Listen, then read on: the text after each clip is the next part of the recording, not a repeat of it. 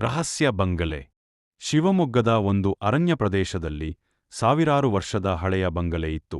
ಅದನ್ನು ಗ್ರಾಮಸ್ಥರು ರಹಸ್ಯ ಬಂಗಲೆ ಎಂದು ಕರೆಯುತ್ತಿದ್ದರು. ಯಾರೂ ರಾತ್ರಿ ಅದರ ಹತ್ತಿರ ಹೋಗಲು ಧೈರ್ಯವಿಲ್ಲ. ವದಂತಿಯ ಪ್ರಕಾರ ಬಂಗಲೆಯೊಳಗೆ ಒಂದು ಬಲವಾದ ಶಾಪಿತ ಶಕ್ತಿ ಇತ್ತು. ಅಲ್ಲಿ ಹೋಗಿದವರು ಹತ್ತಿರ ಹೋಗಲು ಧೈರ್ಯವಿಲ್ಲ. ವದಂತಿಯ ಪ್ರಕಾರ ಬಂಗಲೆಯೊಳಗೆ ಒಂದು ಬಲವಾದ ಶಾಪಿತ ಶಕ್ತಿ ಇತ್ತು. ಅಲ್ಲಿ ಹೋಗಿದವರು ಹತ್ತಿರವಾದ ನದಿಯಲ್ಲಿ ಸತ್ತ ಸ್ಥಿತಿಯಲ್ಲಿ ಪತ್ತೆಯಾಗುತ್ತಿದ್ದರೆಂದು ಊರವರು ಹೇಳುತ್ತಿದ್ದರು.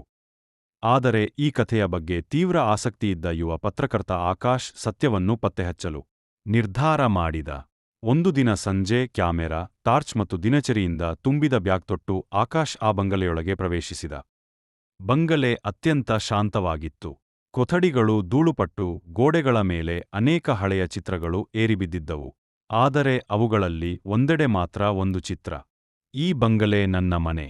ನನ್ನ ಮರಣ ರಹಸ್ಯವಾಯಿತು. ನನ್ನ ಆತ್ಮ ಬಿಗಿಯಾದು ಬಂದಿತ್ತು. ನನ್ನನ್ನು ಕೊಂದವನು ಇವತ್ತಿಗೂ ಬದುಕಿದ್ದಾನೆ. ಅವನು ಈ ಪತ್ರ ಓದಿದಾಗ ನನ್ನ ಶಾಪ ಮುಕ್ತವಾಗುತ್ತದೆ.